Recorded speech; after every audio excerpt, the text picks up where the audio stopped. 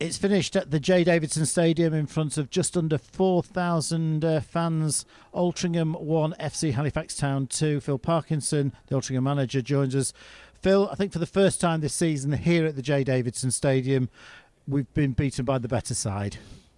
I wouldn't say the better side. I'd say they performed to a higher level than us on the day. We looked tired and jaded. I certainly think the Bromley game and the travel. You could see we looked like we had limited amount of juice in the tank. We've done everything we can to prepare for it, and I know they've had the same game, but they've not done the travel we have. They've not had the time, and then 1% in these types of games can go a long way.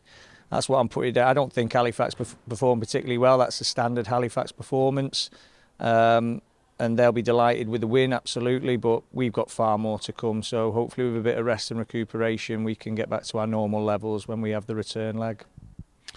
It was a game of very few chances. The opening goal, when it came, Milinik Ali, a shot. It was a strange one, really. I think Ethan was probably unsighted, and it's made it very difficult for him, and he had no chance with it.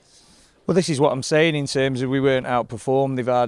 I don't think either keepers have had a lot of saves to make, and that one, Ethan saves it 9 times out of 10, and probably the second one as well. And Ethan's been fantastic for us. So, is there a little bit of tiredness, fatigue for Ethan? Absolutely. He's battered and bruised. He needs. He was playing through the pains. They had an injection of painkillers because of the tackle from Cheek after the ball had, I can't remember if it went in the net or not, but against Bromley he got absolutely smashed, and he's played through the pain there. And I think another day Ethan makes them saves. But a number of our lads are like that, and all managers, when they get beat at this time of year, will bemoan fatigue, but it was so obvious. Everyone can see from the performance there where we were. It's not the lads give everything, but they just had, as I said, limited amounts of juice in the tank, and it could tell. And fair play to Halifax, that they took a couple of moments that they've had, but they haven't had loads. There was nothing in the game really for me. It's just because we weren't at our levels. It looks like they were a stronger, better team. They weren't. It's the fact that it was us, we weren't at our levels there. I'll always give credit to the opposition, and fair play to them. They beat us, and you still have to beat us. But I think another day, if we're fully fit and got enough juice in the tank, we give them more of a game. We pose limited threat. How often have you watched one of our games and we've barely had an attack, have we? We've barely been able to break lines, and that's their good defending. They're one of the best defences in the league. But ultimately, we're far better than what we've shown there, and there's more to come. And this rest, we've got to get it right to ensure our levels are back up to when we play Halifax. And we're playing all the top teams, so we're going to be thoroughly tested from the next game and into January. Yeah, there's no reason why we can't go to the Shea and win, because we're fully capable of that. But it's a very testing period coming up. Pretty well all the teams that are in front of us are in a playoff position or just outside the playoffs. Listen, we've done fantastically well to be in this position, and we're certainly not taking it lightly. We don't want to let it slip through our grasp.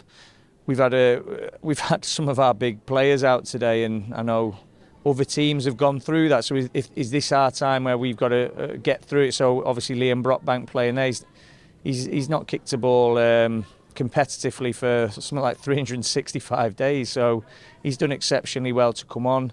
Elliot Osborne getting the 2 yellers, absolutely, that hurts us. But George come in and did great, but there's a reason Elliot's been playing every week, because he's been a top performer this season.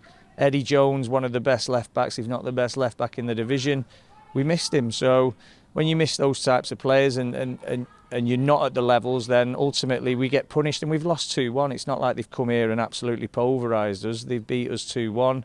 All right, Chris has had the consolation goal at the end, and Matty's had a bit of an effort from distance. And you're going to get them games. We just can't have too many of them. And like I said, when you're playing the top teams, them small margins, them 1% make all the difference, and we're going to have to get them all right next week going into the next game. It wasn't an easy game for you to select the team to put out because of the injuries and suspensions, and we've changed shape, and that's probably been caused by what we've got available on the day. Absolutely, yeah. I mean, that's why I reverted back to our normal shape. I took a bit of a risk with Brock because I didn't want to keep watching us the way we were. So we have a way of playing in the shape that we do, and we played a pretty much identical shape to Halifax there, and they were better at it than us, weren't they, in terms of they're more effective in that. I'm sure if we both played our normal shape, we would like to think we would come out on top of that. So as I said, I'm not going to get too down about it. I'm very disappointed the fact that we've had a great turnout and we've not been able to deliver, but ultimately these lads have delivered so many times this season, or we wouldn't be in the position we are. It's a bit of a speed bump in the road. We've got to overcome it, bounce back, reset, and I've got no doubt that we will, and we'll be absolutely fine. And like I said, if this is going to be a little sticky period for us, then it is, but ultimately it can't go on for too long. So we know we've got to bounce back, and we know we've got the big games coming into, and they're the games that the players want to play in. They'll be hurting from that. What's that 1-1 between us now, trophy and league? So it's all down to the next one, see who comes out on top of that. So 2023 is finishing on a little bit of a low, but as you say, it's a speed bump in the road. The year has been an outstanding year for Altrincham Football Club. It has, and that's what I've got to remember when I'm standing in front of the players. I'm as frustrated as all the fans, as disappointed. And this is where you're tested as a club. I've bigged up our fan base, I've bigged up this football club in terms of how we're all in it together. When you lose is where you're tested the most. So if people want to tear strips off lads who've given everything, it's just not been their day today, then that's up to them. You can see the pitch is ridiculously bad for this level of football, but the weather that we've had has been ridiculously bad as well. So it's a really difficult situation. We could have easily not cleared it up to the extent that we have. It was underwater the last 2 days. That doesn't help us when the pitch is like that. So there's a number of factors, small factors, but all them things. I bang the drum about fine margins all the time. They've gone against us today. The travel from Bromley, the intensity of that game was sky high. 10 men as well for the amount of time. What was it? 40 odd minutes that we played with 10 men. So that with the late getting back, the pitch being the way. There's a number of reasons why we've not been at our level today, but ultimately Halifax, we're at their level, we weren't at ours, and we've been narrowly beaten 2-1 when we're not at our level. So hopefully when we're back, we'll see where we are when we play them again. If they beat us well again, then we know we're not at their level.